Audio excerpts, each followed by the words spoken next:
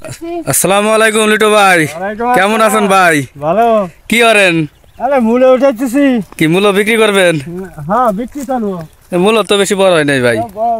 ছোটটার স্বাদ বেশি, বড়টার স্বাদ নাই। ভাই পেঁয়াজের ভিতর মূলো, আবার ওই যে রাই নাকি শস্য দেখা যায়, শস্যে 3 ফসল একবারে। এক পাশে 3 ফসলে আমরা লাই করে। মূলো কি খাওয়ার জন্য নেবেন নাকি বিক্রি করবেন? আর খাবো, বিক্রি করবো। তাই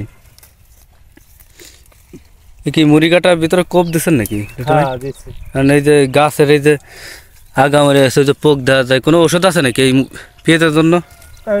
ওষুধ তো আছে। কি ট্রিটমেন্ট দিবেন এরপর?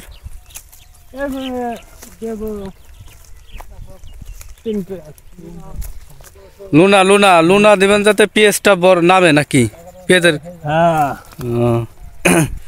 ভাই কতটুকু লাগাইছেন লিটু ভাই এই জায়গা? পেঁয়াজ 6%। 6-7 শতাংশ। হ্যাঁ ও 6-7 শতাংশ। কতদিন ধরে লাগাইছেন এই পেঁয়াজ? তাও 1 মাস, ছোট মোটো 1 মাস হয়েছে। 1 মাস। তো পেঁয়াজ তো মনে হইতেছে নাইমে গেছে লিটু ভাই। হ্যাঁ এই যে গুড়াই। হ্যাঁ নামতেছে কেবল। আর কি 1 মাসের ভিতর কি আমরা বাজারে পাবো? হ্যাঁ 1 মাস।